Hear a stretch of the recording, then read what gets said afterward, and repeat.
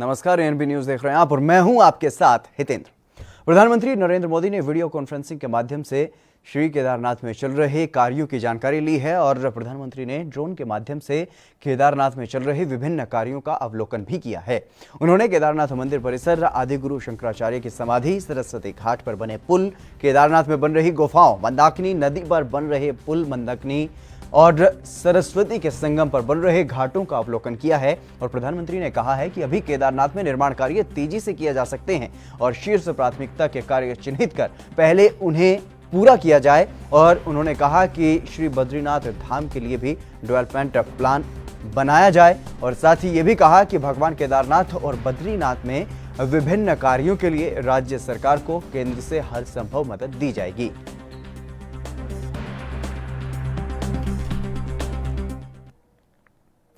उत्तर प्रदेश के कैबिनेट मंत्री सिद्धार्थनाथ सिंह ने दिल्ली के सीएम को लेकर के विवादित बयान दिया है और मंत्री सिद्धार्थनाथ सिंह ने यह कहा है कि दिल्ली के अस्पताल पर सीएम के निर्णय पर उन्होंने कहा कि अरविंद केजरीवाल जी का जो निर्णय होता है वो एक प्रकार से थूक के चाटने वाला होता है।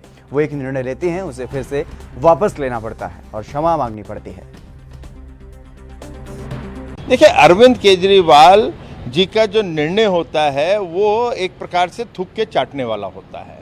वो हर निर्णय लेते हैं, उसको वापस लेना पड़ता है, क्षमा मांगनी पड़ती है। आज जो उन्होंने दिल्ली वाला जो निर्णय उन्होंने किया था दिल्ली के अस्पतालों का, और दिल्ली वाले ही इलाज कराएंगे, बाहर वाले नहीं करवाएंगे, आज उपराज्यपाल ने उसको रिवर्स कर दिया और उन्होंने भी स्वीकार कर लिया। तो वो थूक के चाटने वाला ही उनका निर्णय होता है। इसी प्रकार से इन्होंने दिल्ली में जो श्रमिक हैं, प्रवासी श्रमिक जो विशेष रूप से उत्तर प्रदेश और बिहार से आते हैं, उनके साथ क्या किया, 4 लाख के ऊपर दिल्ली से प्रवासी श्रमिक यहाँ आए। उनको आने का कारण क्या था? क्योंकि अरविंद केजरीवाल ने उन लोगों को पानी के कनेक्शंस काट दिए, बिजली कनेक्शंस काट दिए, उन्होंने उनको राशन नहीं, जो कोई केंद्र देता है उसको भी उन्होंने वितरण नहीं किया। तो इस प्रकार की अव्यवस्था जो संवैधानिक पद पे बैठते हैं, मुझे लगता है उनको ऐसे चुना तो लोकतंत्र के माध्यम से, मगर उनको संवैधानिक पद पे बैठने का हक नहीं है और विशेष रूप से इस समय उनको पहले सबसे माफी मांगनी चाहिए। दक्षिण कश्मीर के शोपियां में सुरक्षा बलों और आतंकवादियों के बीच जारी मुठभेड़ हुई और जहां पर शोपियां के गांव सुगु में छिपे हुए सभी 5 आतंकवादियों को सुरक्षा बलों ने ढेर कर दिया। मारे गए आतंकवादियों के शवों को अपने कब्जे में लेते हुए सुरक्षा बलों ने मुठभेड़ स्थल से काफी मात्रा में हथियार और गोला बारूद भी बरामद किए हैं। और इंडियन आर्मी के ब्रिगेडियर अजय कटोच ने प्रेस कॉन्फ्रेंस की है और बताया कि पुलिस और सुरक्षा बल की आतंकवादियों के साथ मुठभेड़ 6 से 7 घंटे तक चली और कार्रवाई के दौरान 5 आतंकवादी मारे गए। Over the last 48 hours, 9 terrorists have been eliminated around Shopian, and if we take into account Operation Rebel, which was also conducted east of Rambiara around Shopian, a total of 14 terrorists have been eliminated, and I am sanguine that with elimination of this terrorist, there will be peace in the area for coming some time. Thank you. Jai Hind. 14 terrorists will definitely bring a sigh of relief for the innocent civilians, the apple growers in this area. The orchard growers have suffered a lot of loss in the last season. I am hopeful they will make up this season. Especially these operations and the operation what we did in Token Bekpura, wherein their operational chief commander Riaz Naiku was eliminated, has suffered a lot of setbacks. Their leadership has been targeted, and I am sanguine that the local youth will understand that this path is futile and they will shun this path of violence. Supreme court ने आम्रपाली मामले में अपना फैसला सुनाया है और supreme court ने बैंकों और वित्तीय संस्थाओं को आम्रपाली होम बायर्स को दिए गए कर्ज का पुनर्गठन करने और शेष राशि को जारी करने का निर्देश दिया है, जो अब तक जारी नहीं की गई। कोर्ट ने यह कहा है कि इस राशि का उपयोग निर्माण पूरा करने के लिए किया जाएगा और सुप्रीम कोर्ट ने फैसले में यह भी कहा है कि नोएडा और ग्रेटर नोएडा के घर खरीदारों की स्थिति को जस की तस है और क्योंकि प्रोजेक्ट के अधूरे पड़े काम में कोई प्रगति नहीं हुई है और कोर्ट ने अथॉरिटीज से पूछा है कि वो बैंकों और वित्तीय सहायता देने को राजी अन्य संस्थाओं को ये तो बता दें कि उनको काम पूरा करने को एक बार में कितनी धनराशि की जरूरत है।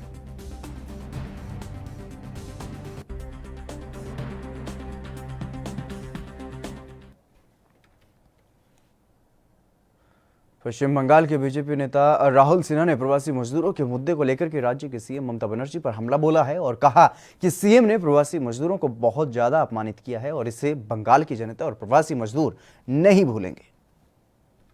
माइग्रेंट लेबर लोगों को बंगाल में लाने के लिए जब सारे लोग प्रयास कर रहा था, बंगाल का चीफ मिनिस्टर उसको रोकने का हर प्रयास किया। जब उनका सारे प्रयास विफल हुआ, जब श्रमिक स्पेशल ट्रेन में माइग्रेंट लेबर लोग यहीं पर आ रहा है, बंगाल का चीफ मिनिस्टर सीधा कहा ये तो श्रमिक नहीं है, ये तो कोरोना भर के ला रहा है, कोरोना स्पेशल ट्रेन आ रहा है। इसीलिए मुख्यमंत्री को मैं याद दिलाना चाहता हूं, आपने जो बात कहा अब कब क्या कहते हैं कब क्या करते हैं आप खुद ही नहीं जानते हैं। इसलिए पुराना रिकॉर्ड खुल के देखिए, ज्यादा दिन पहले का बात सारे आपका सामने आ जाएगा। कैसे माइग्रेंट लेबर लोगों को आपने अपमानित किया, आज भी माइग्रेंट लेबर लोगों को आपने अपमानित कर रहा है, उनको कष्ट में जीना पड़ रहा है। तो इसीलिए आपने माइग्रेंट लेबर लोगों को साथ नाइंसाफी किया और आपने उस समय कहा था जो ट्रेन में कोरोना भर के बंगाल में लाया जा रहा है, एक केंद्रीय सरकार साजिश कर रहा है।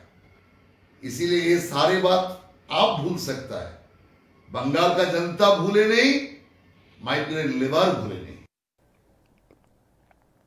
त्रावणकोर देवस्थानम बोर्ड के अध्यक्ष एन वासु ने यह कहा है कि हमने सबरीमाला मंदिर के दोनों तांत्रिकों से चर्चा की है और उनके परामर्श और सहयोग से हमने 19 जून से मासिक पूजा और मंदिर उत्सव के शेड्यूल के साथ आगे बढ़ने का निर्णय लिया है। वर्तमान कार्यक्रम के अनुसार मंदिर उत्सव 19 जून से शुरू होगा और इससे पहले 14 जून से मासिक पूजा होगी और 20 जून को पंपा नदी में आरती समारोह भी आयोजित किया जाएगा और जिन लोगों ने वर्चुअल कतार प्रणाली के माध्यम से अपना नाम रजिस्टर करवाया है वो सन्निधानम में प्रवेश कर सकते हैं और रजिस्ट्रेशन के समय दूसरे राज्यों के लोगों को कोविड-19 के लिए नेगेटिव टेस्ट का एक प्रमाण पत्र अपलोड करना होगा और प्रमाण पत्र एक ICMR प्रमाणित लैब से होना चाहिए।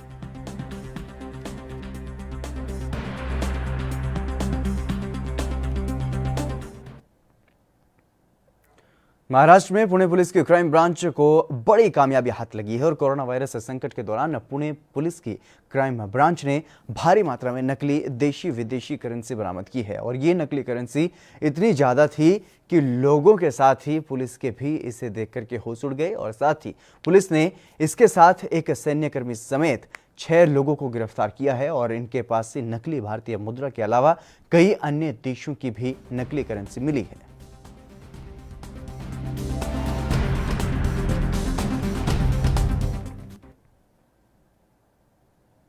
देश के साथ ही जहां मुंबई में कोरोना वायरस अपना रौद्र रूप दिखा रहा है तो वहीं अब मुंबई वासियों को अब आने वाले दिनों में एक और संकट का सामना करना पड़ सकता है। दरअसल मुंबई महानगर पालिका व्यवस्थाओं को लेकर के भले ही लाख दावे कर रहे हो, लेकिन हकीकत इससे कोसों दूर है। इस रिपोर्ट में आप देख लीजिए।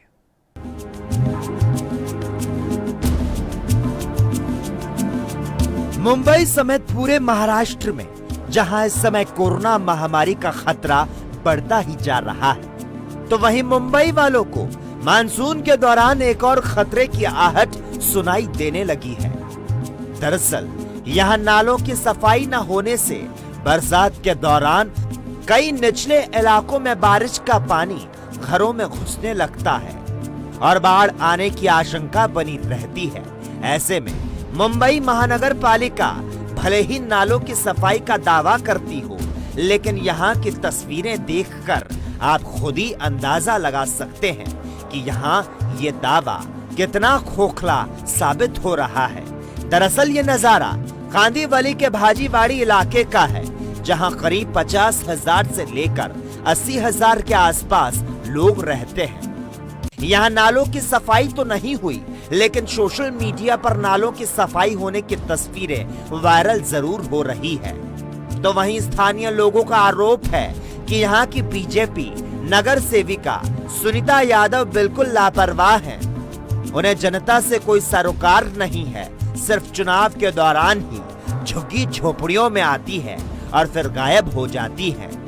इसके अलावा ये भी आरोप है कि मुंबई महानगर पालिका ने दावा किया था कि मुंबई के नालों की सफाई का काम पूरा हो चुका है, लेकिन भाजीवाड़ी का ये नाला उन दावों का नकारता नजर आता है। हालांकि हर साल यहाँ बारिश का पानी सैकड़ों घरों में घुसता है और लाखों की तबाही करके निकल जाता है, लेकिन महानगर पालिका के कर्मचारियों और नेताओं को जनता के दर्द से कोई सरोकार नहीं है। और इसे लेकर जब हमारे संवाददाता सत्य प्रकाश सोनी इस स्थान पर पहुंचे तो लोगों का दर्द भी खुद ब खुद बयां हो गया।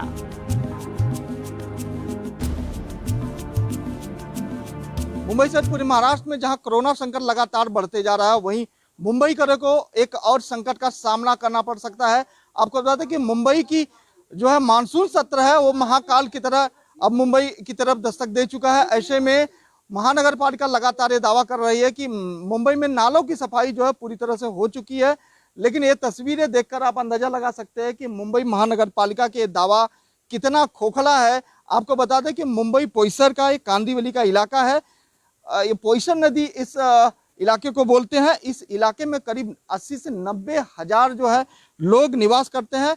हर वर्ष जब भी बारिश का समय आता है तो करीब सैकड़ों घर जो है बारिश की वजह से या तो तबाह हो जाता है या तो बह जाते हैं।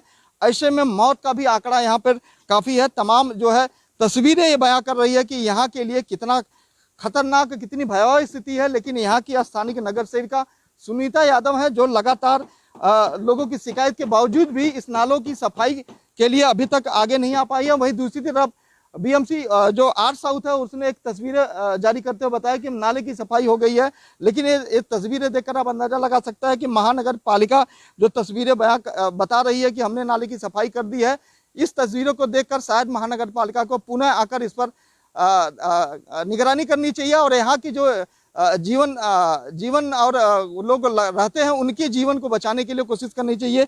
ऐसे में तमाम ये जो दावे हैं महानगर पालिका को वो खोखले हैं। दूसरी तरफ आपको बता दें कि मुंबई में लगातार जब निचले इलाके में बारिश होती है तो तमाम इलाके जो भरते हैं। ऐसे में ये वही इलाका है जहां हर साल यहाँ बारिश होती है और हर साल यहाँ के निचले इलाके जो है पानी से भर जाते हैं और डूब जाते हैं।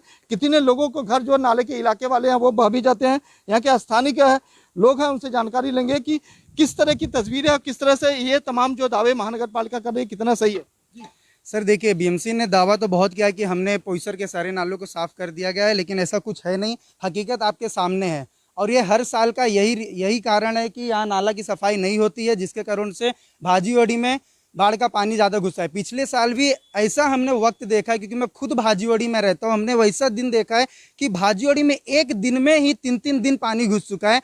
उससे कितना तकलीफ हो सकता है वो भाजीवड़ी की जनता ही जानती है। जो बीएमसी के कर्मचारी यहाँ नहीं रहते, जो ऑफिसर यहाँ नहीं रहते, जो नेता यहाँ नहीं रहते, उनको कैसे पता चलेगा भाजीवड़ी वालों की तकलीफ।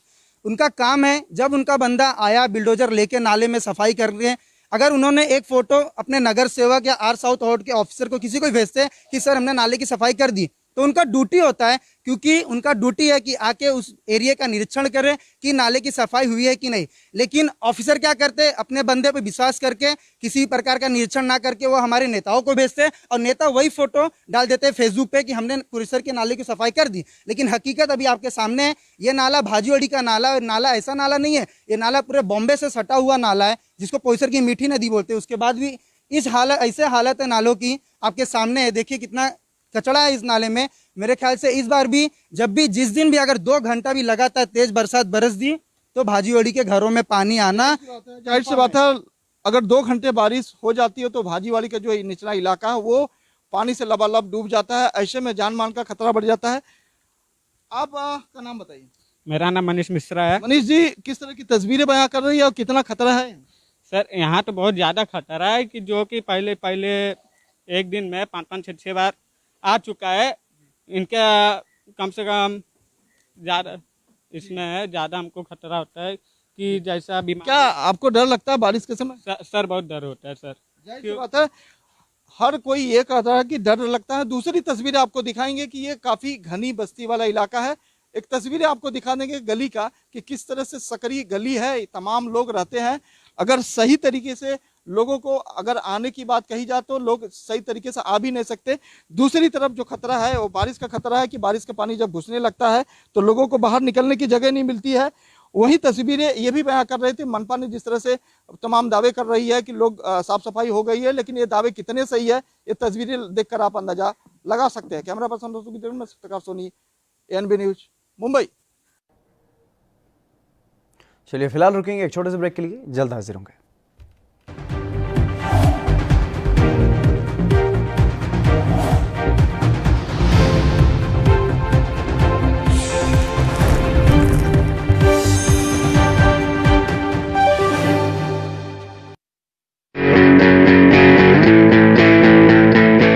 Online admissions in CMS for nursery to class 9 and provisional admission in class 11 are open at www.cmseducation.org.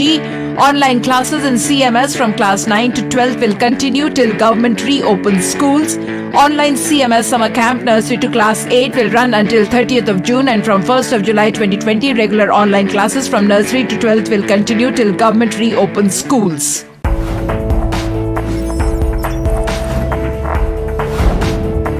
Come break और ज्यादा खबरों के साथ देखिए ANB news in channel number पर।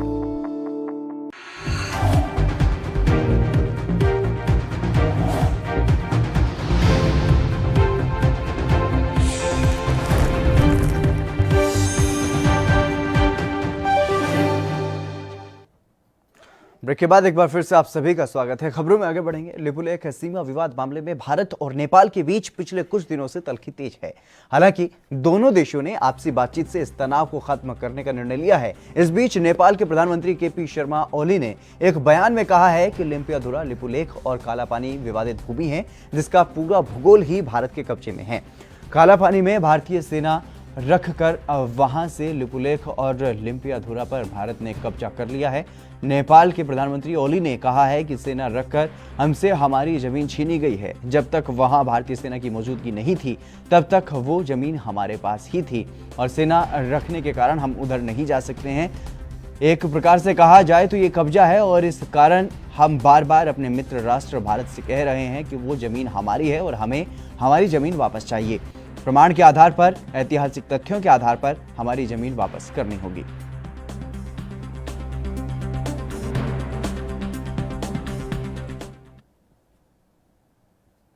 ज्यादा से ज्यादा लोगों को पार्टी से जोड़ने के लिए बीजेपी विशेष अभियान के तहत वर्चुअल रैलियों का आयोजन कर रही है, जिसके चलते हिमाचल के शिमला संसदीय क्षेत्र में आज केंद्रीय मंत्री रविशंकर प्रसाद ने रैली की और 15 जून को केंद्रीय मंत्री स्मृति ईरानी रैली करेंगी। इस दौरान मुख्यमंत्री जयराम ठाकुर भी बतौर मुख्य वक्ता इन रैलियों में शामिल हुए। और बता दें कि बीजेपी सभी 68 विधानसभा क्षेत्रों में भी ऐसी रैलियां करेंगी और हर एक विधानसभा क्षेत्र में 1000 लोग जोड़े जाएंगे। केंद्रीय नेता जनता से रैली के माध्यम से संवाद करेंगे और केंद्र की मोदी सरकार की उपलब्धियों को बताएंगे। वहीं शिमला में हुई रैली के दौरान राज्य के CM की प्रतिक्रिया भी सामने आई है। मामले अभी एज ऑन टुडे हैं एंड 191 एक्टिव केसेस अभी तक हैं। एक्टिव केसेस हमारे अब कम तेजी से कम होने लगे, लेकिन ये भी बात हमको मान करके चलना चाहिए कि जो हिमाचल प्रदेश में बाहर के राज्यों से जो लोग आ रहे हैं उनमें से बहुत बड़ी संख्या निकल रही है। अच्छी बात हमारे लिए ये है कि हिमाचल के अंदर जो है कम्युनिटी स्प्रेड नहीं है। हिमाचल के अंदर जो लोग हैं वो कोरोना पॉजिटिव नहीं निकल रहे हैं, ज़्यादा बहुत कम है, 1-2, और उनकी भी ट्रैवल हिस्ट्री बाहर की है। ऐसी परिस्थिति में मैं समझता हूँ कि हम बहुत जल्दी इसको कंट्रोल करने की परिस्थिति में कोरोना संकट में टूरिज्म निश्चित रूप से सबको नुकसान हुआ है, कोई नहीं बचा नुकसान से। टूरिज्म बहुत ज्यादा नुकसान में है। ऐसी परिस्थिति में आने वाले समय में हम इंतजार कर रहे हैं कि थोड़ा ठीक हो माहौल, कोरोना कम हो और हम टूरिज्म में शुरुआत कर सकें। अब इसको कहना मुश्किल है, लेकिन मैं इतना जरूर कहना चाहता हूँ, एक जो है जिसको बोल सकते हैं झूठा अभियान हमारे विपक्ष के लोगों ने चलाया है। हिम्मत किसी की नहीं, कि सच्चाई का सामना कर सके। हमने साफ शब्दों में उनको कहा, जहां हमको लगा कि कुछ ऐसी बात है तो कार्रवाई के आदेश दिए, उसके परिणाम आपके सामने हैं। ये हर बात को लेकर के हर जगह इस प्रकार का राजनीतिक, ऐसे दौर में खास तौर से जब आदमी अपने जीवन की लड़ाई लड़ रहा है कि मैं जिंदा इस वायरस से बच पाऊंगा या नहीं बच पाऊंगा, ऐसे संकट के दौर में समाज सेवा का भाव व्यक्ति में होना चाहिए। खासतौर से राजनीतिक दल भी, वो भी सामाजिक कार्यकर्ता है, वो सिर्फ राजनीति कर रहे हैं, हम काम कर रहे हैं, लोगों की सेवा कर रहे हैं। और मैं ये स्पष्ट करना चाहता हूं, वो अनावश्यक रूप से जो अभियान चलाया है, जो शोर डाल रहे हैं, उसको बंद करें मेहरबानी करके, और हिमाचल प्रदेश में उन लोगों की सेवा करने की कोशिश करें जो कोविड-19 से प्रभावित हैं, और ऐसे लोगों की सेवा करें जिनको इस वक्त मदद की जरूरत है। दूसरी बात मैं ये भी कहना चाहता हूं, हम एक बात को पहले ही स्पष्ट कर चुके हैं, ना यहाँ भ्रष्टाचार के लिए कोई गुंजाइश है, ना गुंजाइश आने वाले समय में होगी।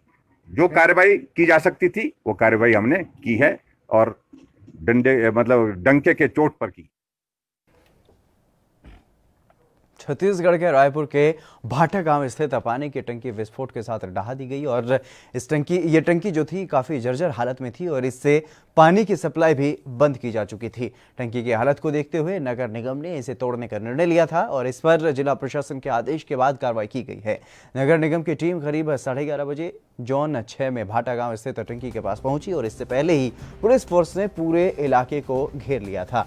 आसपास के करीब आधा किलोमीटर का एरिया खाली करा दिया गया था और लोगों से अपने घरों से बाहर जाने के लिए कह दिया गया था। टंकी की क्षमता करीब 50,000 लीटर पानी की थी और बताया जा रहा है कि जर्जर टंकी को ढहाने के लिए 6 में से 4 पिलर में विस्फोट लगाया गया था और expert chartered engineer BS Agarwal के मार्गदर्शन में विस्फोट कर टंकी को ढहाया गया।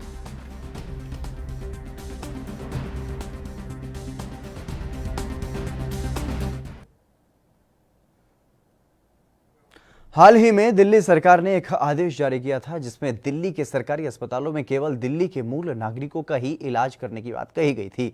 हालांकि बाद में उपराज्यपाल अनिल बैजल ने सरकार के इस आदेश को खारिज कर दिया था, लेकिन इसके बाद दिल्ली में स्वास्थ्य मंत्री सत्येंद्र जैन ने आरोप लगाया कि उपराज्यपाल अनिल बैजल ने यह फैसला हरियाणा और उत्तर प्रदेश की भाजपा शासित सरकार के दबाव में लिया है। और इस पर प्रतिक्रिया देते हुए हरियाणा बीजेपी के प्रदेश अध्यक्ष सुभाष बराला ने कहा है कि दिल्ली के स्वास्थ्य मंत्री सत्येंद्र जैन का यह बयान देश की संघीय व्यवस्था के खिलाफ है और देश में ऐसा कोई भी नियम नहीं है कि सरकारी अस्पतालों में उसी राज्य के लोग इलाज करवा सकते हों।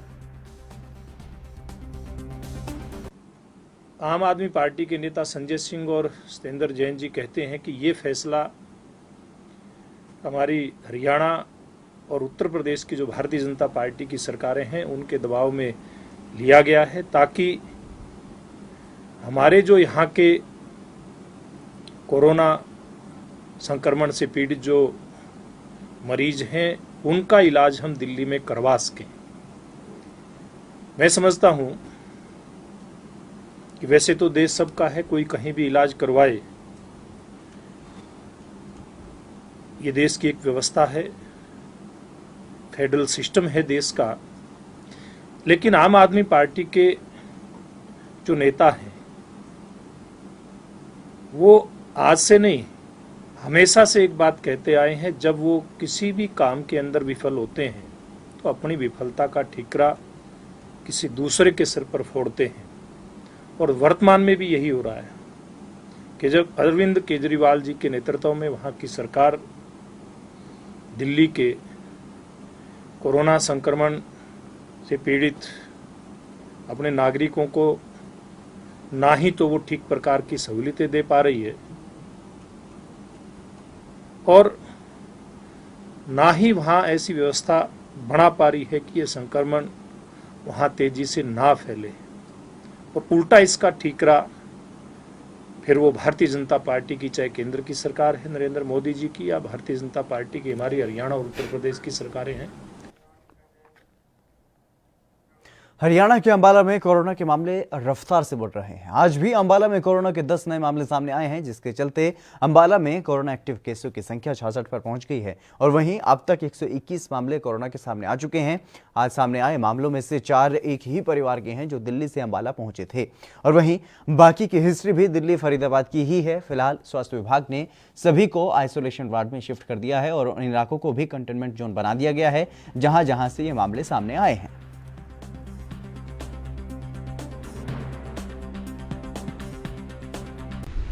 अंबाला में जो टोटल एक्टिव केसेज हैं आज अभी तक जो है 121 एक्टिव केसेज हैं। 121 जो टोटल केस हो चुके हैं, 121 में से जो टोटल एक्टिव केस हैं वो 66 एक्टिव केस हैं और जो आज 10 केस आए हैं उनमें से 6 की ट्रैवल हिस्ट्री दिल्ली की है। बाकी की ट्रैवल हिस्ट्री हम देख रहे हैं कि कहाँ की है। रिपोर्ट क्यों अभी जस्ट अभी आई है मेरे पास।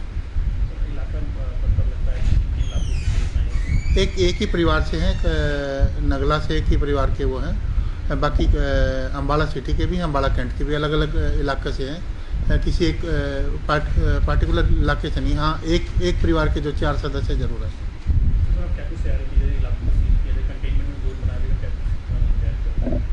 नहीं, जो भी जिनमें ज़्यादा केसेस आए हैं उस पूरे इलाके को कंटेनमेंट जोन बना के स्ट्रिक्ट इन्फोर्समेंट करेंगे और वहाँ पे हमारी जो गतिविधियाँ हैं, सर्विलेंस है, वो हम बढ़ाएंगे।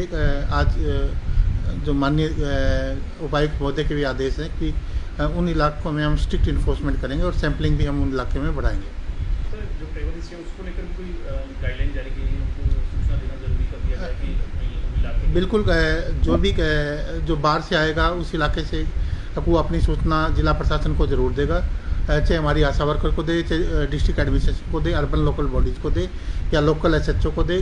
किसी को भी उसको सूचना देना ज़रूरी है जो बाहर से जिसकी भी ट्रैवल हिस्ट्री है, चाहे दिल्ली से हो चाहे बॉम्बे से हो, यानी जो भी हाई रिस्क, मैं पहले ही बता चुका हूँ, हाई रिस्क बर्डन जितने भी वो हैं वहाँ से जो भी आ रहे हैं वो लगभग पिछले 7-8 दिन में जो भी निकल के आ रहा है कि वो सारे के सारे जिनके सैंपल हम उठा रहे हैं वही पॉजिटिव आ रहे हैं। जो जिनकी ट्रैवल हिस्ट्री दिल्ली, बॉम्बे, गुजरात या दिल्ली के साथ लगते जो इलाके हैं उनकी जो ट्रैवल हिस्ट्री है वो पॉजिटिव आ रही है।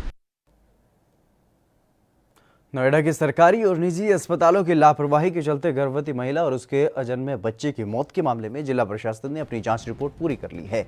इसके बाद जिलाधिकारी ने निजी और सरकारी अस्पतालों में कार्रवाई के निर्देश दिए हैं। पूरे मामले में सबसे ज्यादा लापरवाही ESIC अस्पताल की रही है, जहां पर सारी सुविधा होने के बावजूद पीड़िता नीलम को सही उपचार नहीं दिया गया और अस्पताल के निदेशक, उपचार और रेफर करने वाले चिकित्सक और एम्बुलेंस के चालक इस मामले में दोषी पाए गए।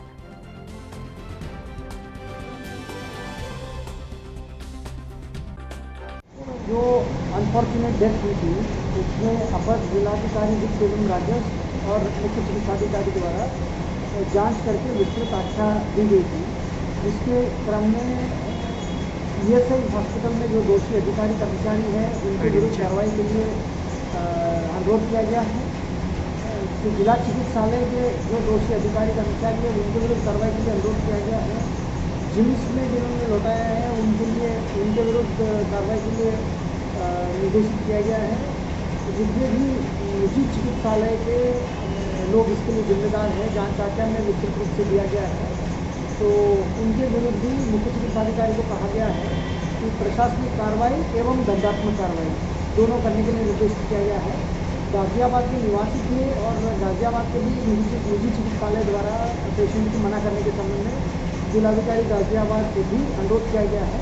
साथ ही साथ जितने भी चिकित्सालय हैं जनपद गौतम बुद्ध नगर के, उनको इमरजेंसी प्रोटोकॉल के तहत जो भी पेशेंट्स आते हैं उनको मना नहीं करेंगे, उनको कंपल्सरी एडमिट करेंगे। इसमें जो भी कोविड-19 प्रोटोकॉल के तहत सावधानियां बरतनी है। यूपी में अपराधियों के हौसले बुलंद है। लगातार आपराधिक घटनाएं सामने आ रही हैं और ताजा मामला बांदा से सामने आया है, जहां पर एक 70 वर्षीय वृद्ध पुजारी की धारदार हथियार से गला रेत करके हत्या कर दी गई और वृद्ध बदोस रोड में अकेले रहता था। मौके पर पहुंची पुलिस ने शव को कब्जे में लेकर जांच पड़ताल शुरू कर दी है और साथ ही फोरेंसिक टीम और डॉग स्क्वाड ने भी जांच शुरू कर दी है। क्या उम्र रही इनकी? इनकी उम्र है 70-75 के आसपास। कैसे क्या घटना हो गई? आज रात पता नहीं किसने इनको जो पत्थरों से कूद कर मार डाला। क्या किसी दुश्मनी थी किसी पे शक? हाँ, ये तो नहीं बता सकते हैं, कोई दुश्मनी नहीं है। किस टाइम की घटना है ये? रात की घटना है। रात। आपको सूचना कब मिली? सुबह 8 बजे। पुलिस को आपने सूचित किया? हाँ हाँ। अभी तक क्या कार्रवाई हुई, कुछ सामने आया? सारी कार्रवाइयाँ पूरी हो चुकी। क्या यहाँ सुबह सूचना प्राप्त हुई थी थाना तलवा में कि ये जो बदौसा रोड है यहाँ पे एक घर में एक व्यक्ति थे, लगभग उनकी उम्र 70 वर्ष थी। उनकी किसी ने चोट मार दी जिसके कारण उनकी मृत्यु हो गई। इस संबंध में पुलिस यहाँ मौके पर आई, फॉरेंसिक टीम भी आई और घटना लेके मुकदमा दर्ज कर लिया गया, हत्या का मुकदमा दर्ज कर लिया गया और इन्वेस्टिगेशन अभी की जा रही है। जो भी फैक्ट्स आएंगे आपको अवगत करा दिया जाएगा। प्रथम दृष्टया सर क्या माना जाएगा? देखिए अभी इन्वेस्टिगेशन चल रही है, अभी कंप्लेंट रिसीव हुई, FIR दर्ज कर ली गई है और अभी इन्वेस्टिगेशन चूँकि ऑन है, फॉरेंसिक एविडेंस आएंगे, पोस्टमार्टम रिपोर्ट आएगी और बाकी सर्विलांस का भी इसमें यूज़ किया जाए, उससे जो भी फैक्ट। यूपी के सुल्तानपुर में गोसाईगंज थाने के गांव में उस समय अफरा तफरी मच गई जब 25,000 रुपए के एक इनामी बदमाश को गिरफ्तार करने पहुंची लखनऊ SOG टीम पर ग्रामीणों ने बदमाश समझकर हमला कर दिया और दरअसल पुलिस सिविल ड्रेस में पहुंची थी और पुलिस के जवानों ने जैसे ही बदमाश को धर दबोचा तो उसने शोर मचाना शुरू कर दिया, जिस पर ग्रामीणों को लगा कि बाहरी बदमाश किसी को जबरदस्ती उठाने आए हैं और इस पर ग्रामीणों ने SOG टीम पर ईंट पत्थरों से हमला कर दिया। हालांकि इस हमले में पुलिस के किसी जवान को गंभीर चोट नहीं आई है, लेकिन ग्रामीणों ने उनकी गाड़ी को क्षतिग्रस्त कर दिया और बाद में लखनऊ SOG टीम ने सुल्तानपुर पुलिस से पूरी घटना की जानकारी दी तो सुल्तानपुर जनपद के कई थानों की फोर्स मौके पर पहुंची और इनामी बदमाश को धर दबोचा और क्षेत्र में शांति व्यवस्था करवाई गई। एक वांछित अपराधी वारिस अली सन ऑफ मोहम्मद रफ़ी बछरावा का था, जो आलमबाग लखनऊ से लूट और 307 के मामलों में वांछित था और 25,000 का इनामिया था। इसकी लोकेशन का क्राइम ब्रांच लखनऊ को पता चला कि मुंगर गांव में है, तो उसके आधार पर वो टीम वहां से आई और यहाँ मुंगर में आकर जब उन्होंने उसको पकड़ा तो गांव वालों ने चोर कर समझ करके पुलिस टीम पर हमला कर दिया। पुलिस वालों ने बताया कि मैं पुलिस का हूँ, SOG टीम से हूँ और इस अपराधी को पकड़ने के लिए आया हूँ। इसके बावजूद भी उन लोगों ने उनकी गाड़ी को तोड़ दिया।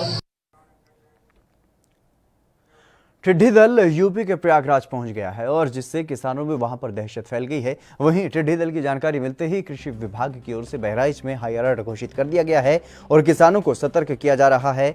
हवा का रुख तय करेगा कि वो किस ओर जाएंगे, लेकिन जिला कृषि अधिकारी ने यह बताया है कि प्रदेश में टिड्डी दल के दस्तक देने के बाद इन पर अंकुश लगाने को लेकर की सारी तैयारी पूरी कर ली गई है और टीम का गठन कर दिया गया है और अन्य विभागों का भी सहयोग मिल रहा है।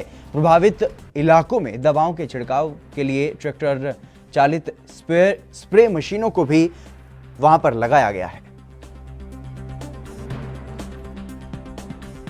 टिड्डी दल का हमला कल प्रयागराज जनपद में कोरांव तहसील में हुआ है और जिसमें सूचना पर जनपद के सभी कृषि विभाग के अधिकारी रात में पहुंच करके और वहां फायर ब्रिगेड की गाड़ी और ट्रैक्टर आदि के साथ पहुंचे हैं और वहां 500 लीटर क्यूनालफास कीटनाशक दवा से 20,000 लीटर पानी में घोल करके उसका छिड़काव कराए हैं और काफ़ी संख्या में टिड्डी दल मारे भी गए हैं। जो कुछ बचे हैं वो छिटक करके इधर उधर फैले हैं। अभी कुछ किसानों की शिकायत आई है कि कच्छना के भगनपुर में भी टिड्डी का प्रकोप हुआ है आज अभी, तो वहाँ किसानों को संदेश दे दिया गया है कि वो तत्काल अपने खेतों पर पहुँच करके और थाली, ढोल, नगाड़े या पटाखे फोड़ करके आवाज़ करके उनको भगाएं और यदि शाम को नहीं हटते हैं तो शाम को जो है पर्याप्त मात्रा में जब एक जगह सेट हो जाएंगे तब उनके ऊपर छिड़काव किया जाएगा। यहाँ बजरा चुनौती पे भी हमला हुआ है, इनका टिड्डी दल का वहाँ पे भी जी हर जगह के लिए बस यही एक इसका उपाय है कि किसान जो है आवाज़ करके तेज ध्वनि करके उनको भगाएं दिन में और रात में उन पर जो है कीटनाशक दवा का छिड़काव करके उनको मारा जाएगा। कोरोना संकट में भी दरिंदगी के मामले सामने आ रहे हैं। हरियाणा के पलवल से ताजा मामला सामने आया है, जहां हथीन के एक गांव में विधवा महिला के साथ उसके देवर ने ही दुष्कर्म किया है। विधवा भाभी को अपनी हवस का शिकार बनाकर आरोपी मौके से फरार हो गया और पीड़िता की शिकायत पर महिला थाना पुलिस ने मुकदमा दर्ज कर लिया है और मामले की जांच की जा रही है। पुलिस आरोपी की तलाश भी कर रही है। पीड़िता ने आके शिकायत दी है कि भाई मैं अपने घर में सो रही थी रात को 12 बजे और भाई मेरे देवर ने आके मेरे साथ भाई ज़बरदस्ती की है और बलात्कार किया है। और उसके बाद जब मैंने शोर मचाया तो उससे कोई भी नहीं आया मेरे पास में और वो वहाँ से शोर की आवाज़ सुन के भाग गया। पीड़िता महिला विधवा है? पीड़िता लेडीज़ विधवा है। क्या कार्रवाई चल रही है? भाई इसके पीड़िता के मेडिकल कराया जा चुका है और बयान करवाए जा रहे हैं और आरोपी की तलाश जारी है। एक तरफ जहां कोरोना महामारी में स्वास्थ्य महकमे के लोग देवदूत की भूमिका में नजर आ रहे हैं, तो वहीं इसी महकमे का एक ऐसा वीडियो भी वायरल हो रहा है जिसे देखकर हर कोई ये कहने को मजबूर हो जाएगा कि क्या ये वही डॉक्टर हैं जिसे लोग भगवान का रूप मानते हैं। जी हाँ, प्रदेश के सिद्धार्थनगर जिले के जिला अस्पताल का एक वीडियो वायरल हो रहा है और इसमें एक मरीज इलाज के लिए जिला अस्पताल पहुंचा और जिन डॉक्टरों को उसका इलाज करना चाहिए था, उन्हीं डॉक्टरों से करीब 3 घंटे तक गंभीर मरीज को भर्ती उन्होंने नहीं किया। और इस वीडियो में स्वास्थ्य महकमे की संवेदनहीनता देखने को मिल रही है। ये वीडियो प्रदेश के स्वास्थ्य मंत्री राजा जयप्रताप सिंह के गृह जनपद के जिला अस्पताल का है। ऐसे में एक सवाल ये भी है कि आखिर जब ये हाल स्वास्थ्य मंत्री के अपने जिले में है तो प्रदेश के अन्य जगहों पर क्या हाल होगा? क्या ऐसे ही कोरोना से निपटेंगे हम? जैसे मामला ये है कि वो एक अनजाना हमारे इसी जनपद का एक रहने वाला एक युवा है जो तकरीबन 17-18 साल का होगा या 20 साल का होगा। मुझे सोशल मीडिया के माध्यम से किसी ने मुझे फ़ोन किया कि हमारे जनपद के जो मुख्य चिकित्सालय है उसके बाहर वो वहाँ पे तड़प रहा है। 3 घंटे से वहाँ बैठा हुआ था, एम्बुलेंस वाला उसको छोड़ के चला गया था, लेकिन उसको एडमिट नहीं किया गया। और बाद में हमें पता चला कि उसको वहाँ पे जानकारी डॉक्टर को हैंडओवर भी नहीं किया गया। मैंने सीएमओ को फ़ोन किया और उनसे मैंने कहा कि ऐसी ऐसी हालत है और कृपया उसको उचित कार्रवाई करते हुए उसको तुरंत एडमिट किया जाए। लेकिन उसके बावजूद भी मेरे 3-4 बार फ़ोन करने के बावजूद भी वो वहाँ पे उसकी कार्रवाई नहीं की गई, उसको एडमिट नहीं किया गया। उसके बाद हम वहाँ सतह पहुँचा और वहाँ पे जो भी डॉक्टर थे, जो भी जिम्मेदार लोग थे, उनसे मैंने उग्र भाषा में मैंने उनसे बात करते हुए मैंने कहा कि उनको त्वरित पहले कार्रवाई करते हुए पहले उनको एडमिट किया जाए। उसके बाद जब वहाँ पे उसका सांस फूल रहा था तो क्या कहते हैं, जो ऑक्सीजन सिलेंडर होता है उसकी वहाँ पे जो मेडिकल इक्विपमेंट होते हैं उसमें ताला लगा हुआ था, उसकी चाबी गायब थी और ये चाबी खुलवाने में कम से कम आधा घंटा लग गया। इतने में सीएमओ आ जाती हैं। सीएमओ ने उसको अपने घर से टेम्परेरी एक ऑक्सीजन का किट मंगवाया और उसको वहाँ पे लगवाया। बाद में पता चला बेड अवेलेबल है, उसके बावजूद भी उसको पंपिंग जो हो रही है, ऑक्सीजन पंपिंग हो रही है, वो स्ट्रेचर पे की जा रही थी। कहीं ना कहीं ये विफलता है।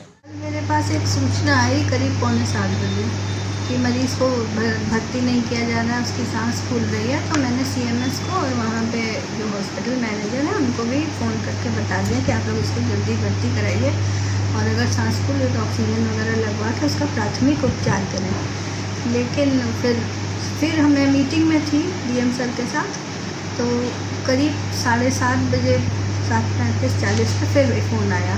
तो जिसने भी फ़ोन किया वो चिल्लाने लगे कि संवेदनहीनता है और क्यों इस तरह से आपके यहाँ देखा नहीं जा रहा है। तो फिर हमने फ़ोन किया, फिर हम आए फ़ोन करने से पहले ही डीएम सर आ गए, उन्होंने सीएमएस को फ़ोन किया। तो फिर उसके जब मीटिंग ख़त्म हो गई तब हम गए वहाँ पे देखने के लिए। वहाँ देखा तो उसका कोई मतलब अभी वो बैठा ही था मरीज़ अपने भाई के साथ। और तब हमने आनंद में ऑक्सीजन मंगवाई अपने यहाँ नोडल में उनसे, MCH विंग से, उसमें ऑक्सीजन उनको उस पर लगवाया। रुकेंगे फिलहाल एक और छोटे से ब्रेक के लिए, जल्द हाजिर होंगे।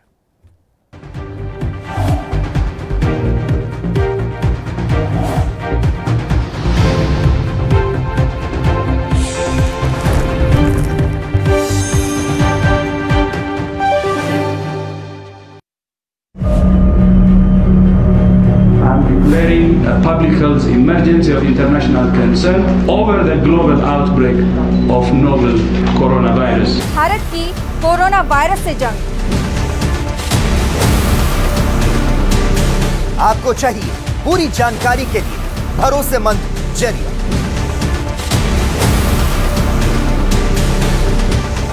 जानकारी जो अफवाहों पर ना हो। 24 घंटे 7 दिन लगातार। एक टीम जो आप तक पहुंचा रही है कोरोना वायरस से जुड़ी हर खबर, सिर्फ ANB न्यूज पर।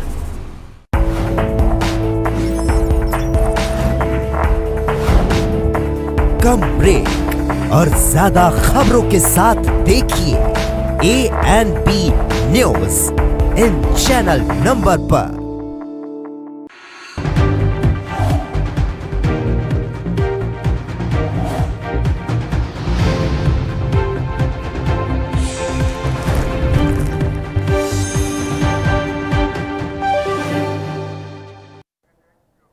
ब्रेक के बाद एक बार फिर से आप सभी का स्वागत है। खबरों में आगे बढ़ेंगे। देश में एक बार फिर से कश्मीरी पंडितों के मुद्दे ने जोर पकड़ना शुरू कर दिया है। अब बॉलीवुड एक्ट्रेस कंगना रनौत ने अजय पंडित की हत्या पर नाराजगी जाहिर की है। कंगना ने बॉलीवुड को भी आड़े हाथ लिया है। आपको सुनवाते हैं।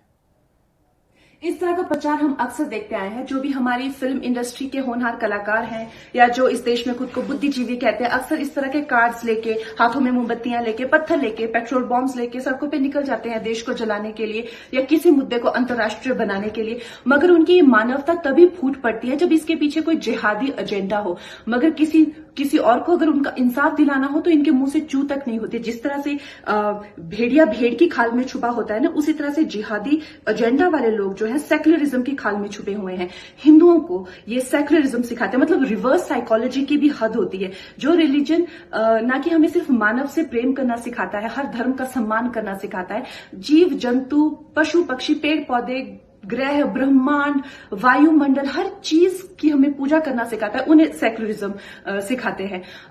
आप ये अगर कश्मीर में जो अजय पंडित जी के साथ हो, वहां जो पंडितों की दुर्दशा है, कश्मीर में इस्लाम आया कैसे, आप बहुत अच्छी पुस्तकें भी लिखी गई है, आप देख सकते हैं इंटरनेट पे भी।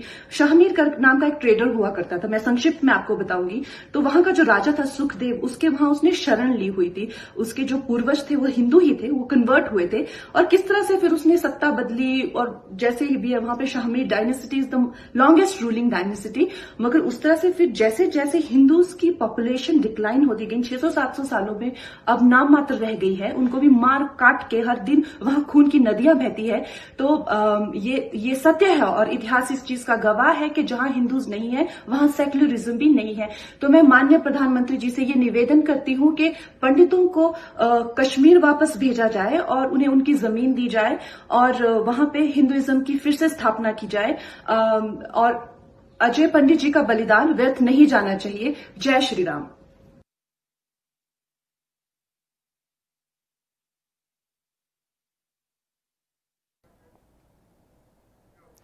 कांग्रेस के पूर्व राष्ट्रीय महिला अध्यक्ष अनीता वर्मा ने हिमाचल प्रदेश की जयराम सरकार पर निशाना साधा है। उन्होंने कहा कि हिमाचल में हुए पीपीई किट और सैनिटाइजर घोटाले ने पूरे प्रदेश को देश भर में शर्मसार किया है। और साथ ही उन्होंने ये भी कहा है कि सीएम जयराम ठाकुर को नैतिकता के आधार पर इस्तीफा दे देना चाहिए। फिर उसके बाद सीएम साहब कह रहे हैं कि ये जो पीपीई किट्स आए, ये जो थर्मल आपके स्कैनर आए, ये डमी थे। मतलब आप क्या प्रैक्टिस कर रहे हो कि भाई पहले आप डमी चीज़ें ला रहे हो, फिर आप जो असली चीज़ें हैं उनको लाओगे।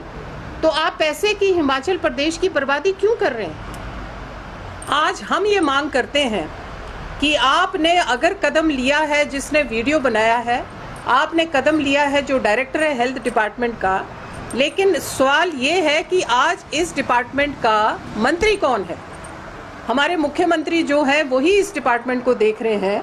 तो कांग्रेस सरकार, यही कांग्रेस की जो पार्टी है वो यही प्रश्न पूछ रही है और यही कह रही है कि आपके मुख्यमंत्री क्यों नहीं नैतिक आधार पर ये जिम्मेवारी अपने ऊपर लेते और क्यों नहीं वो नैतिक आधार पर अपना इस्तीफा देते। हम ये चाहेंगे कि इस पूरे कांड की जो जांच है वो हाई कोर्ट के किसी सिटिंग जज से हो, वो इसकी पूरी कार्रवाई करे और अगर वो कार्रवाई करने में सक्षम नहीं है तो सीबीआई को ये केस दिया जाए, ताकि इसमें हमें पता लगे कि दूध का दूध और पानी का पानी क्या है। हरियाणा के मुख्यमंत्री मनोहर लाल के प्रतिनिधि संजय भटला से एनबी न्यूज ने खास बातचीत की है और इस मौके पर उन्होंने कहा है कि कोरोना महामारी पूरी दुनिया में फैल चुकी है और करनाल भी इससे अछूता नहीं रहा है, लेकिन फिलहाल यहां पर स्थिति नियंत्रण में है। हालांकि शुरू में केवल 1-2 केस थे, लेकिन पिछले 10 दिनों से जो भी केस आए हैं उनकी ट्रैवल हिस्ट्री जुड़ी हुई है और क्या कुछ कहा है उन्होंने, सुनवाते हैं। जिस प्रकार कोरोना वायरस जैसी महामारी चली है उसको देखते हुए जो है हमारे साथ मुख्यमंत्री के प्रतिनिधि संजय भटला जी जुड़े हैं। उनसे जानेंगे क्या कुछ उनकी तरफ से तैयार किए गए हैं, करनाल वासी को क्या कुछ उनकी तरफ से मैसेज है, क्या कुछ। कोरोना महामारी पूरे देश में फैली हुई है। हर रोज़ लगभग 10,000 के लगभग केस बढ़ रहे हैं। इसी प्रकार हरियाणा में भी 300 के लगभग केस प्रतिदिन आ रहे हैं। उसमें करनाल में भी 5 से 10 केस प्रतिदिन आ रहे हैं। और जो करनाल में ये केस आ रहे हैं, पॉजिटिव केस आ रहे हैं, इनकी ज़्यादातर की ट्रैवल हिस्ट्री है।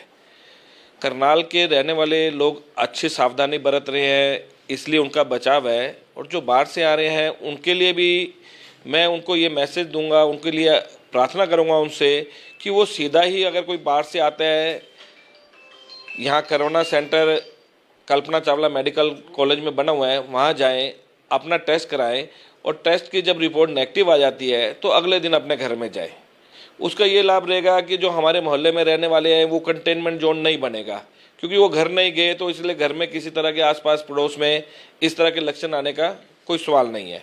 तो उनसे यही आग्रह कि सीधा कल्पना चावला में जाएं, अपने टेस्ट कराएं और उसके बाद ही घर जाएं।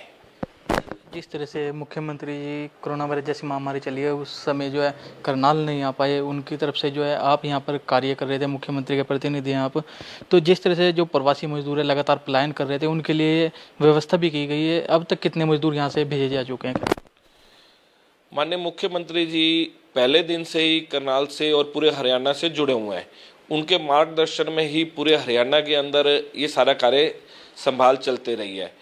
सुबह से लेकर डीसी से उनकी मीटिंग भी होती है, बाकी प्रशासनिक अधिकारियों से भी वो मीटिंग करते हैं वीडियो कॉन्फ्रेंसिंग के जरिए। सारा दिन अलग अलग डिपार्टमेंट से, अलग अलग डिस्ट्रिक्ट से उनकी मीटिंग चलती रही है। पूरे पहले दिन से ही वो सबके संपर्क में है। उनका मार्गदर्शन से अब हरियाणा काफ़ी बचा हुआ है। ये सारा उन्हीं का मार्गदर्शन है। दूसरी बात आपने कही कि जो ये प्रवासी थे, करनाल में रहने वाले प्रवासियों को कोई दिक्कत नहीं आई। जितनी भी सामाजिक संस्थाएं करनाल में थी और सरकार ने, प्रशासन ने उनके घर तक डोर टू डोर उनको राशन दिया है। कुछ लोग प्रवासी दूसरे जगह से, जैसे पंजाब की तरफ से घर जाने की उनको जल्दी थी, वो थोड़े घबरा गए, घर जाने का उन्होंने रखा। तो वो प्रवासी भी जब हमने देखा कि करनाल से जा रहे हैं, हमने उनको रोक कर राधा स्वामी सत्संग भवन में उनकी ठहरने की व्यवस्था की और लगभग 27 राधा स्वामी सत्संग भवन जो भी करनाल जिले के हैं उन स्थानों पर रहे। उनको खाना, उनके जो भी जरूरत की आवश्यकताएं, कपड़े, जो भी सामान चाहिए था उनको वहीं दिया गया।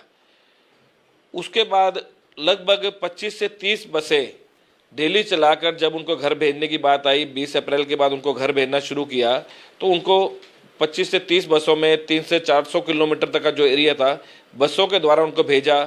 जो उससे दूर के रहने वाले प्रवासी थे उनको ट्रेन की व्यवस्था करके ट्रेन द्वारा उनको घरों में भेजा। लगभग 30,000 प्रवासियों ने अपना रजिस्ट्रेशन करवाया। पर जब लॉकडाउन थोड़ा सा खुल गया, उनको काम धंधा मिल गया, खेती में, किसान में उनका इस्तेमाल वो जाने लगे, तो लगभग 15,000 के लोग ही अपने घर गए, बाकी सब अपने काम में यहाँ लग गए। आखिरी सवाल, करनाल वासियों को क्या कुछ अपील आपकी तरफ से रहेगी? अभी कोरोना के केस भी बढ़ रहे हैं, उनको क्या कुछ मैसेज है? मास्क लगाएं सर। कोरोना के केस बढ़ रहे हैं, करनाल में भी बढ़ रहे हैं, पूरी जगह बढ़ रहे हैं। तो मैं करनाल की जनता से यही आह्वान करूंगा कि जो भी सरकार के, प्रशासन के और डॉक्टर्स ने जो हिदायतें दी हैं, सोशल डिस्टेंसिंग का पालन करें, मास्क लगाएं, सैनिटाइजर का इस्तेमाल करें, 6 गज की दूरी का अपनी बनाए रखें, 6 फीट की दूरी बनाए रखें। इन चीज़ों का पालन करेंगे तो हम इस महामारी से जल्दी ही मुक्त हो पाएंगे। ये थे हमारे साथ मुख्यमंत्री के प्रतिनिधि संजय भटला जी। इन्होंने करनाल वासियों से यही अपील की है कि जो पब्लिक, करनाल की जनता है, अपने घर में ही बने रहे। अगर उनको ज़रूरी काम है तभी बाहर निकले, अगर बाहर निकलते हैं तो मास्क का प्रयोग करें और अपने हाथों को जो है सैनिटाइजर से धोते रहें और उसके बाद जो है सोशल डिस्टेंस का भी साफ तौर पर पालन करते रहे। Amit Bhatnagar, ANB news, Karnal. UP के इटावा से विधायक सावित्री अक्सर विवादों में रहती हैं और इस बार फिर से वो एक नए मामले के साथ विवादों में आई हैं। भरथना विधानसभा से विधायक सावित्री कठेरिया अपने दबंग लहजे के चलते आए दिन विवादों में रहती हैं और इस बार विधायक का सीएचसी अधीक्षक डॉक्टर को धमकाने का ऑडियो सामने आया है, जिसमें वो फोन पर डॉक्टर के साथ अभद्रता से बात कर रही हैं और उन्हें धमका रही हैं। हेलो बात कर लो। Hello hello hello hello hello हाँ अधीक्षक जितेंद्र। हाँ नमस्कार। हेलो हेलो हाँ अतेंद्र बोल रहे हैं ना? जितेंद्र। हाँ नमस्ते मैडम। हाँ अरे तुमने मेरा नंबर ब्लैक लिस्ट में डाल रखा है? नहीं। हाँ तेरी अस्पताल है क्या? तेरी और हाल है अधीक्षक जी निकाल देंगे। फिर तुम पहले मेरा नंबर निकाल। तेरे नंबर मेरी केवल एक गल जाती कट जाता है। नालायक कहीं तो जल्दी निकाल तुम। और तुम रेफर क्यों नहीं कर रहा? क्यों? किसको किसको किसको? लड़का है जो यहाँ पे। पहले तू ये बता, तूने मेरा नंबर ब्लैक लिस्ट में डाला कि नहीं डाला? ये बता पहले। नहीं तुझसे बात क्यों नहीं हो पा रही? ये बता। जब हम तेरी फोन मिलाते तो केवल एक पहन जाती और कर जाता है। अभी देखते हैं क्या है। बुद्धि खराब है ना? लेकिन सिखा देंगे नौकरी करना, कैसे नौकरी करी जाती है।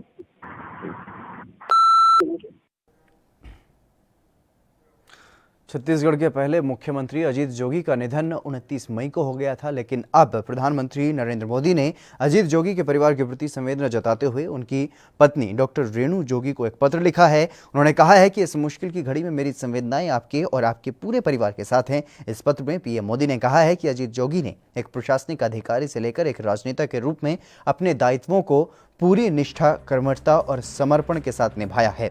सहज और मिलनसार व्यक्तित्व के धनी जोगी सार्वजनिक जीवन में अथक परिश्रम और सेवा भाव के लिए जाने जाते थे। वो हमेशा गरीबों और वंचितों के जीवन में सकारात्मक बदलाव लाने के लिए प्रयासरत रहे हैं और अजीत जोगी सशरीर आज इस संसार में नहीं है, लेकिन उनसे मिले संस्कार और जीवन मूल्य सदैव परिवार का मार्गदर्शन करते रहेंगे और ईश्वर से प्रार्थना करता हूं कि वो दिवंगत आत्मा को शांति प्रदान करें और शोक संतप्त परिवार और उनके शुभ चिंतकों को ये दुख सहन करने की शक्ति दें।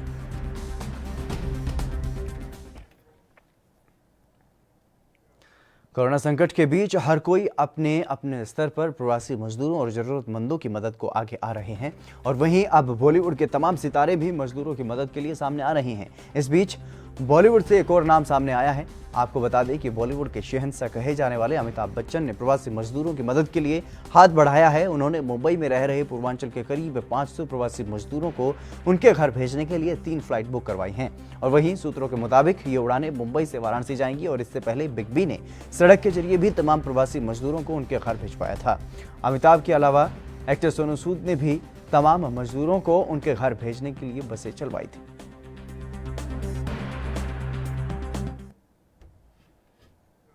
हरियाणा के करनाल में बिजली विभाग की लापरवाही का मामला सामने आया है। नेवल में एक घर का बिल पिछले महीने 1 लाख रुपए आया था और इस बार का बिल 3 लाख रुपए। घर के सदस्य बिजली बोर्ड के दफ्तर के चक्कर काट करके थक गए हैं, लेकिन अभी तक कोई भी समाधान नहीं निकला है और फरियादी के मुताबिक उनके घर का बिजली का बिल पहले 1000 रुपये से भी कम आता था और उसका बिल पहले 1 लाख फिर 3 लाख आया और अब घर के सदस्य बिजली का बिल कम करवाने के लिए लगातार बिजली विभाग के चक्कर लगा रहे हैं। अब महकमे का वो सारा प्राइवेट लोगों से कराया जा रहा है। वो कोई जिम्मेदारी तो अपनी समझते नहीं। उन्होंने पिछले समय में इनका कोई रीडिंग ना लेके डी कोड भर दिया, डिफेक्टिव मीटर। वो डिफेक्टिव मीटर के बाद कंटिन्यू जो रीडिंग आती रही, जो हमारा सॉफ्टवेयर है, कंप्यूटर है, वो उसको डी के हिसाब से रीडिंगों को उठाता नहीं था और लगातार इसका बिल एवरेज के हिसाब से बनता रहा। कंज्यूमर ने भी यहाँ आके उस टाइम फरियाद नहीं की। जब कंज्यूमर ने फरियाद की तो हमने उसका मीटर चेक करा, जेई को भेज के उसने रीडिंग चेक करके दी, हमने ओके की एडवाइस भेज दी। उसका बिल है ना आगे से तो ठीक हो गया, लेकिन पिछला जो उसका बैलेंस था वो नहीं कटा, जो रीडिंग एवरेज के बिल जो आए हुए थे। अब वो कंज्यूमर आया, हमने पूरा उसका डाटा डिटेल निकाल के उसका एक एक पैसा जितना था वो वापस कर दिया। तो वो तो कह रहे लगातार मैं आ रहा हूँ, पहले भी आया, मंगलवार को भी आया, पिछले मंगलवार को भी आया, लेकिन परेशानी ज्यादा है। संपर्क में नहीं, मैं डेली बैठता हूँ सर, एसडीओ महोदय बैठते हैं हमारे और सारा स्टाफ भी बैठता है। कितने लोग आ रहे हैं इस तरह की परेशानी? हर कोई परेशान होगा? नहीं, ये लगभग पूरे बिजली निगम में मतलब हर जगह काफी सारी दिक्कतें हैं जब से ये काम जो वहाँ गया हमारा बैक ऑफिस में, क्योंकि हम यहाँ सिर्फ काम का तरीका बनाते हैं लेकिन ठीक वहीं से होता तो क्या सही नहीं लेते रीडिंग है? वो क्या करते हैं, पढ़े लिखे नहीं है, क्या कमी है? वो ऐसे हैं जी कि उनको जैसे मैंने रीडिंग पे लगाया और मैंने अपनी जगह अपना भतीजा भेज दिया, पोता भेज दिया, इस तरह की अव्यवस्थाएं हैं। रीडिंग और बिल भी ऐसे ही है, बिल भी नहीं मिलते लोगों को। लेकिन हमारे पूरे ऑफिस में एक भी आदमी ऐसा नहीं है, सब जिम्मेदार ईमानदार आदमी है और हम टेक्निकल लोगों से। चलिए खबरों में फिलहाल मेरे साथ बस इतना ही, दीजिए इजाजत, नमस्कार।